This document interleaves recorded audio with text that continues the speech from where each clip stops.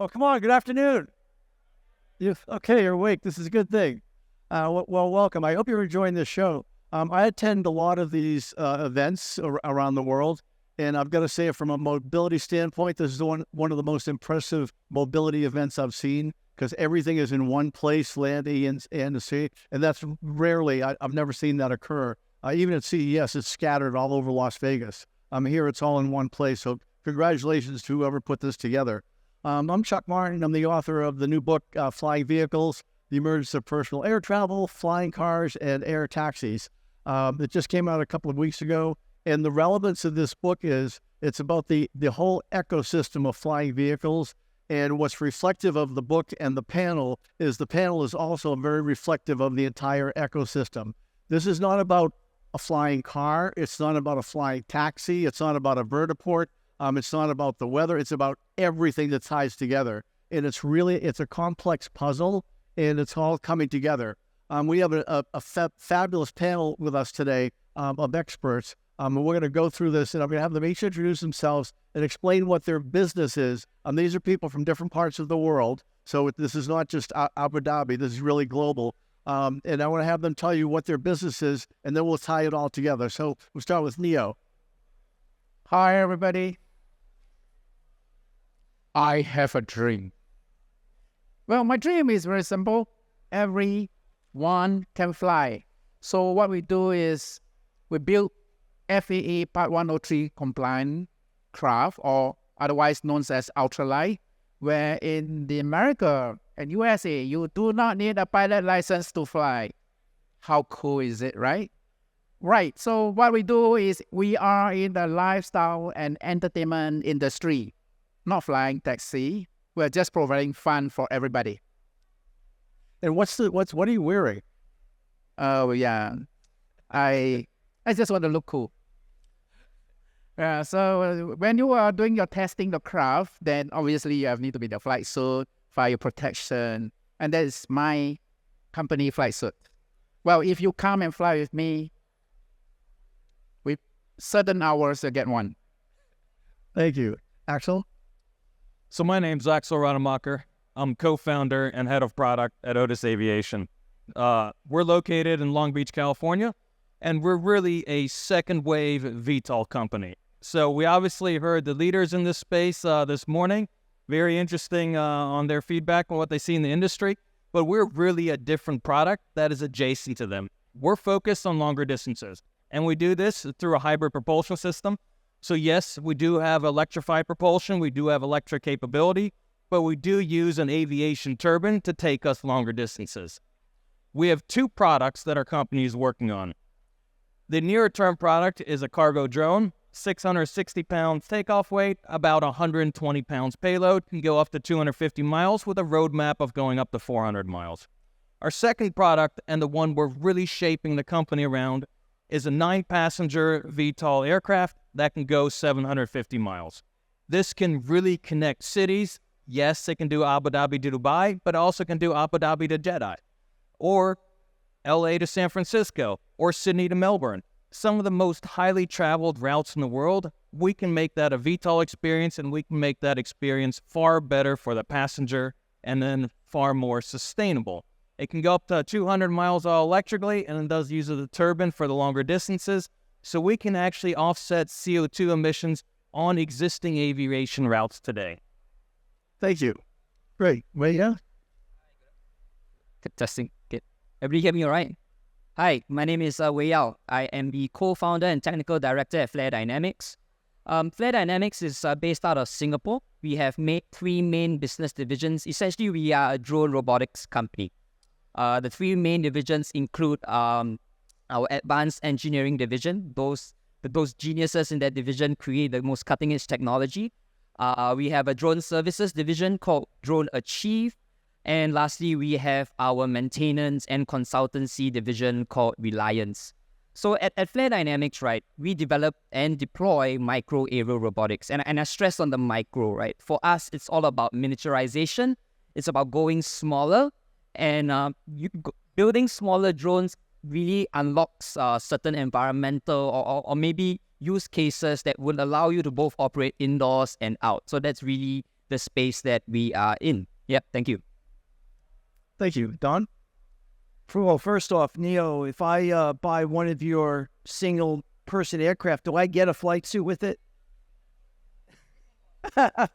He means yes. Hi, I'm Don Berchoff. I'm the CEO of TruWeather Solutions. How many people here think weather people are overpaid for being right only half the time? Oh, you actually like weather people in this audience, except you.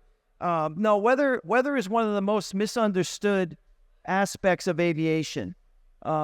Today we have a weather system that was built in the 1990s. It's built for flying at airports with larger aircraft. We focus on the last mile weather, micro weather for this industry, the autonomous industry. Because when you remove the pilot from the aircraft, you've lost the best weather sensor you've ever had. And we've got to backfill that with better information. And as we're moving towards an era of electrified flight, that means you can't add more power. You can't add more gas. So winds, even off a couple of knots, could cost you money. It could cost you payload. It could cost you distance. It could cost you recharge time. 30% of manned aviation today that's canceled or delayed due to weather could have flown. It doesn't fly because of uncertainty.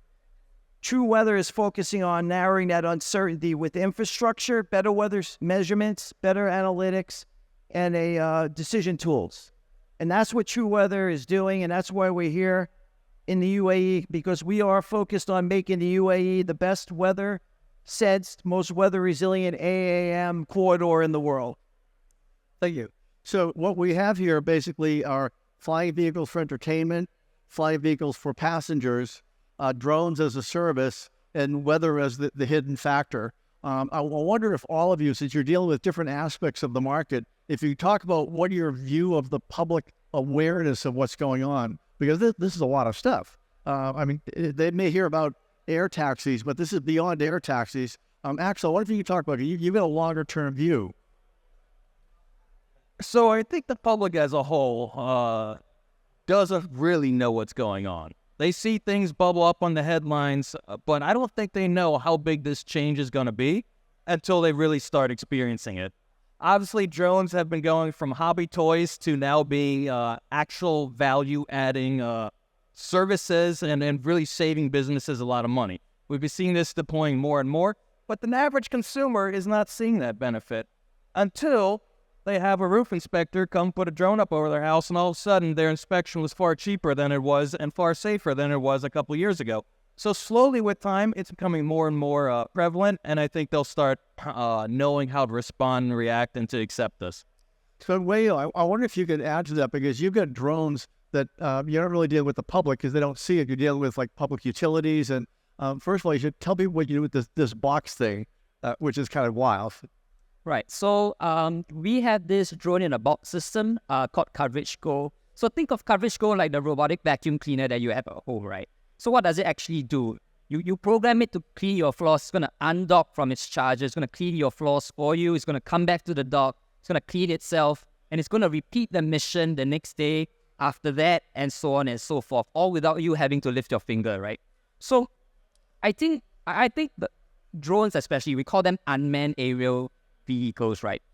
Part of that is the unmanned component that we are really emphasizing on. How do you really make unmanned aerial services truly unmanned? Well, you can do so if you remove the human being out of that equation, right? And you would only do so if the human being is at risk. For example, we all know that temperatures are soaring. We all know that working at height is dangerous. So how do we remove individuals from those circumstances that are harmful or hazardous? So coming back to your question, Chuck, especially the drones and the utilization of them in the public space or public utility space, I think one of the challenges, at least from a public perspective standpoint, is they need to know that these are drones for good, right? They need to know that these drones are going to help them save money, like what Axel earlier mentioned. These drones are going to ensure that their structures, the roof above them, is going to be safe. Now, if we can get that across effectively, then I think things in general would be a lot more welcoming. Yeah. Thank you. And Don, I wonder if you could talk about, in terms of public acceptance, you're dealing with B2B, business to business, and there are big legacy systems there. Do those people understand that things have to change? No. I think everyone accepts weather as God's will. And I like to say that God gave us a brain and tools to overcome the weather, but you have to invest in it. You have to be willing to see the ROI in it, and you've got to be willing to get out of the culture you're in right now. We've gotten very used to dealing with weather as it is. And what I've learned in my time out there is people don't understand what's possible. This industry is a brand new industry. We don't care about legacy, anything. And so when I saw this, I said, we're going to show people now what real weather infrastructure and technology could do, because we're underperforming. The weather industry is underperforming compared to what the science and technology can allow. And what do these legacy people tell you when you tell them that? Well, they look at me and say, well, you know, I've been flying for 4,000 hours and I know weather. And I said, that's great, but that 4,000 hours isn't going to do you any good when you're flying an aircraft out of New York City in Abu Dhabi, because you're not even waking up in the same climate that you're flying in. See, they forget that now you got to replace all the loss of heuristics and the human with real data. And, you know, I would argue that helicopters would not be flying if you didn't have pilots on them, because helicopter pilots are the last line of defense against undetectable weather. There's a lot of undetectable weather out there every day, and we deal with it. This is going to impact the industry. We can solve that problem. It also is about clients, right? So if you're going to fly on an air taxi, I want to make sure I keep you out of the bumpy air. I don't want you to get sick, right? If you get sick, you're going to have a bad experience. My job is to know where that bumpy air is and keep you out of it. After they get sick, the other passengers are going to have a bad experience. Right, because if you've ever been on an aircraft with somebody else who has vomited, you know it doesn't smell very good, right? So these are the things I think about for client acceptance, right? Is the ride quality. I think about the cost. So weather is money in mobility. Just remember that. Weather is money in mobility. You could get more flight time if you have better data. You could do it safer, and you can generate more revenue. Right. Thank you. Neo, you're dealing with a whole different thing in terms of public acceptance, because you're looking at entertainment and basically the fun factor. So how does the public react to that sort of thing? How's the public reaction? So we'll test the public reaction now. Who want to be the Aladdin with the magic carpet? Hands up. Guys, Aladdin with the magic carpet, right? Yes. Come on. See, that's good public reactions. So that's what we are providing, right? So don't worry about the technology. Don't care whether it's drones or propellers or whatever. You just want to be the Aladdin with the magic carpet. You want to be not a bystander. You want to be active. You want to be the guy who say, I'm going this way, I'm going that way, right? If you try the air taxi, folks, you're a passenger. Nothing better than just sit around and watch. But you're active. So I think the awareness is very high. Once you see it, you'll love it. That's all I can say. Aren't you excited? Okay, this is afternoon. That's fine. Okay. So Neo and Axel, you've got different approaches. You're looking at entertainment, and you're looking at basically long-term passenger transportation. What do you see as your challenges? Because they must be different. Well, the challenges is actually this, right? The challenges are really the regulators. I'm not talking about the UAE regulators. They are very enlightened. But the regulators, especially in my country and in many other countries, are really, really afraid. Seriously, but no, it's their job to regulate. That's why they call regulators. So they won't make it easy for you, but it will come, right? So what you really need is to make sure that you come up with something that's easy. And something that's easy for me, for the regulator to accept, is do not fly in the city. That's all. So we fly outside suburban areas where things are broader, freer. The airspace is much clearer for us to fly, and we establish the trust. Once we establish the trust, and obviously for us we are very safety conscious. We must make it safe, right? And once you do that, then I think the city is the next path to go. Actually, what do you see as your challenges? So let me first address something that I think is not a challenge, and that's going to be, especially in our market, market acceptance. We are longer distances. There are people flying those distances today.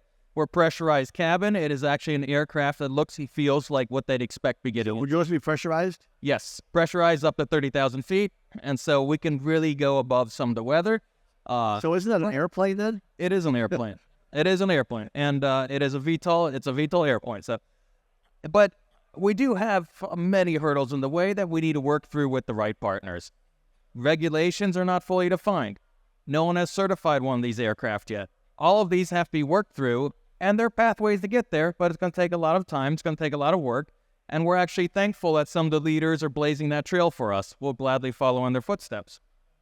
But then we need to make sure the whole infrastructure is there to support it, right? Vertiports are important, but we also need pilot training. We also need maintenance. We need good operators that are experienced in running these aircraft and making money in these businesses that can really take this as a launch point.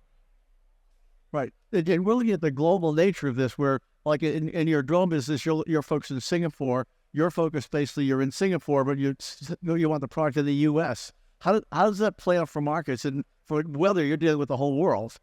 I mean, how do you pick your markets? Like, how do you pick your market? I think, there are many ways to skin a cat, right? At the end of the day, to be very honest, if you are a revenue-driven business, you need to go where the business is, right? Singapore might not be the best place to own a drone company. But it's where you are. Exactly, right? We don't have a lot of space to support R&D. But the thing is, there's two sides of a coin, right? But at the same time, Singapore is a great place to be able to leapfrog to the rest of the world. Now, coming back to your question, right? How do you pick your markets? I think one way that we pick our markets is, number one, fully defining what our solution brings to our end customers. Now, what does it bring? The services aspect brings the ability to be able to augment and enhance your data acquisition processes. So if your buildings are all one-story buildings, maybe two-story buildings, you might not need that service that much. But if you come to the UAE, every building, especially in the city center, it's all, tall as they really can be, right? It's all about mega structures here. It's all about mega structures back in Singapore. So these are markets that need to service and maintain their buildings, and they need to have the data to be able to do that. And that's how one of the ways that we actually select our markets as well. That's your bayonet deal, right? Exactly. Right. And Neo, you're looking at going to the U.S. Why not UAE? Yeah, why not UAE? So I didn't mean to put you on the spot there. Well, firstly, my CEO, who just retired as a NASA astronaut, is based in Weiyao, NASA, right? So he's based in Washington State, and then of course he works in Houston. That's the most logical place for us to work in. We have actually talked to the federal Department of Commerce, and they are so welcoming. You see, what you bring benefits to the states, right, and to the cities, is really tourism, economic development. So we have two missions. First mission, economic development, bringing the tourists in, making the place more vibrant so people welcome us. The second mission for us, especially as an engineer, is to promote STEM education among the youth. So we have online programs that the youth can participate in drones design or whatever. So with these two missions, so we can actually provide a lot more to the local community. We value add. We are not just there to provide a service. Now, UAE is not an area I'm familiar with. I pass by a lot of time UAE called Dubai Airport, but that's all. But this is really my first time that I set foot on Abu Dhabi. And yes, why not? Talk to me. I'll be here. Very good. Thank you. So Don, you've got a whole planet to deal with here. How do you pick and choose? Because you need to put in infrastructure for this all to work, right? Right. So the first thing I do is look where the highest weather tax is in the areas of the world. So does everybody know what the weather tax is? Have you ever heard of the weather tax? Well, that's because I made it up.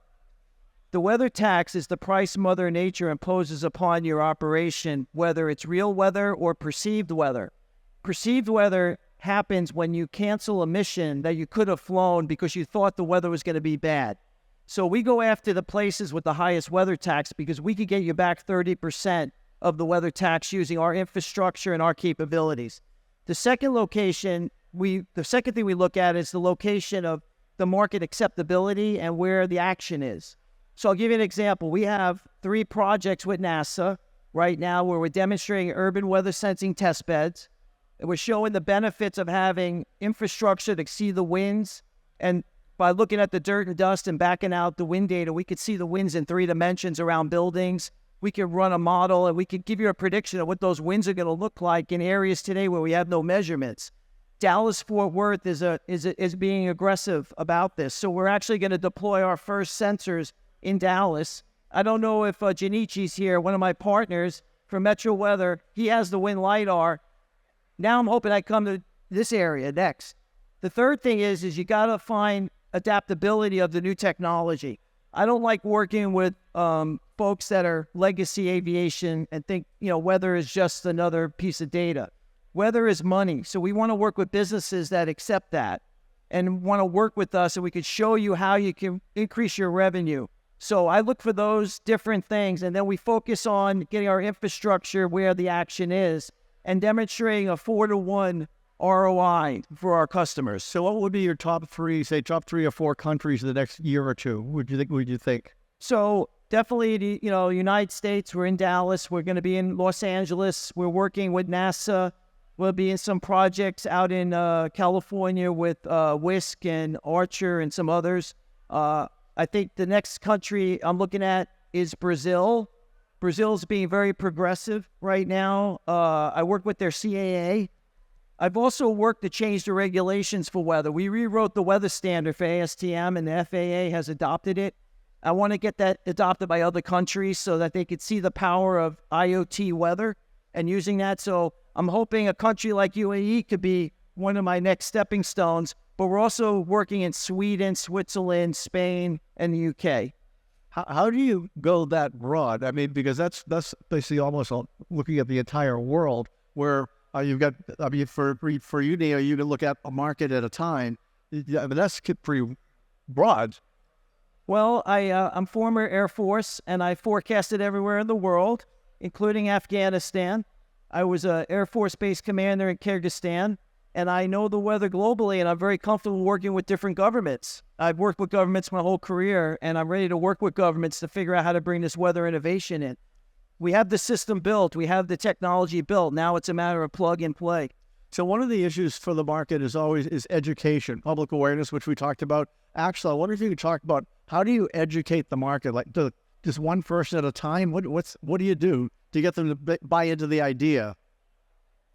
This is not easy. We really have to work together as an industry to make sure that we are not walking in lockstep, but that we're making the same progress, right? They're working together. And it's drones, it's eVTOL aircraft, it's longer range VTOL aircraft like us. There's really a lot of people that need to get up to speed and need to be informed. This is regulators, of course, OEMs, of course, and of course then the users need to get there too, right? We want users to be comfortable with the products way before we get to the market. And so things like this help, but it's also having to go to more users more directly. And yeah, speaking to a lot of people. I wonder how you do that. You've got events like this where these are people who care.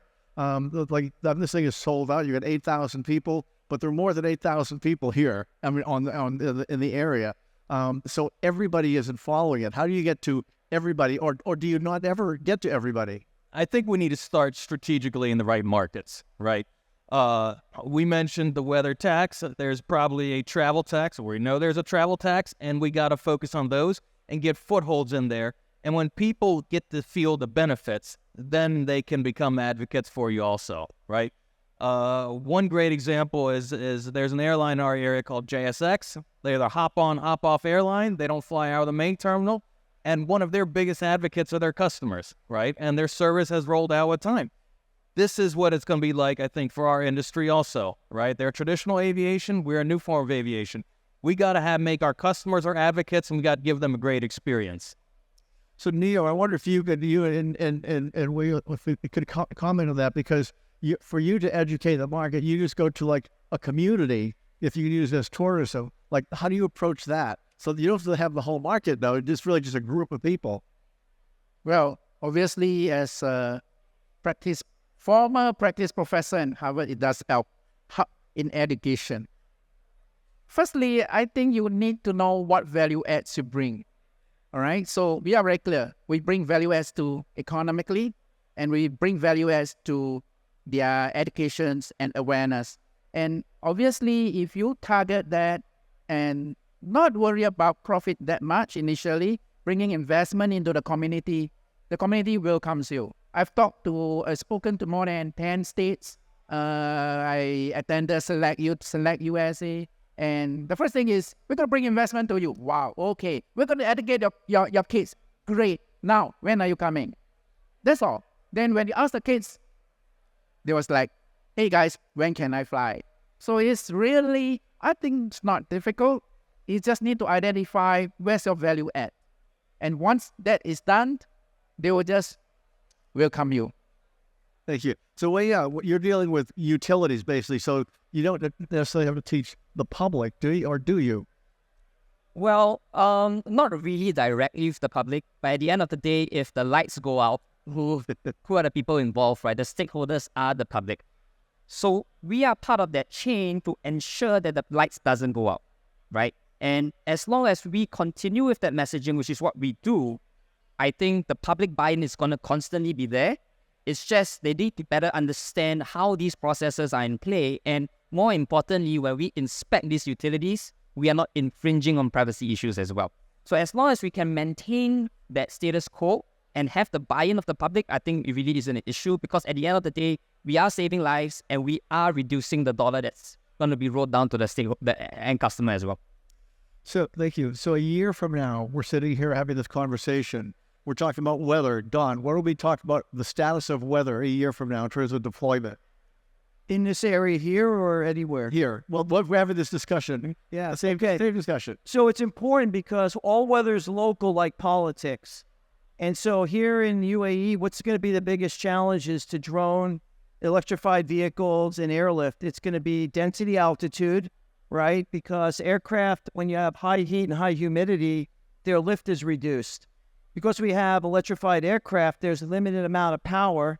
So now you have to either take off. So a year from now, for a year from now, hopefully we have a sensor suite that runs through Abu Dhabi from the airport downtown. It's collecting data so that we know specifically at a very microclimate what the density altitude is in downtown, how the temperature and moisture are different than out at the airport. We understand the wind flows in the urban canyons. We understand how those winds are going to impact wind shear and how we're going to route aircraft around those areas that are bumpy. A year from now, we're going to have all that. We could do that. Okay. We could do that because NASA's funded the technology and the development. So now it's a matter of execution. Of course, we need the money to do it, right? That's the secret. But that's the only limb fact is the money. Okay, if any media here, we're doing the 1 year projection. This will be a better story than anything else here. Neo, a year from now, what are we talking about? Well, a year from now, September, we are going to do our flights trials in the States, and we should be able to get our hours, clocks, everything. So a year from now, you will see at least probably about 5 sites in States where you can really enjoy flights. We're targeting 100 sites. Okay. Briefly, a year from now, where are you? We think we'll be having pilot operations somewhere here in the Middle East. So in test mode? Sorry? In test mode? Yes. Excellent. Working with a partner, flying aircraft on routes. Okay. A year from now. I don't think we need to look a year from now. We can look till tomorrow. I think, as mentioned earlier, I think at this event, we are signing a memorandum of understanding with Bayonet to be able to develop technology and really bring across unmanned docking stations to the rest of the Middle East. So a year from now, expect to see a lot more unmanned systems, a lot more docking stations everywhere. Okay, one word. What do you think of this event? One word. Exciting. Extremely fast-paced. That's one word. Sorry. Neo, one word. This event. Magic. Brilliant. Excellent. Please join me in thanking these great panelists.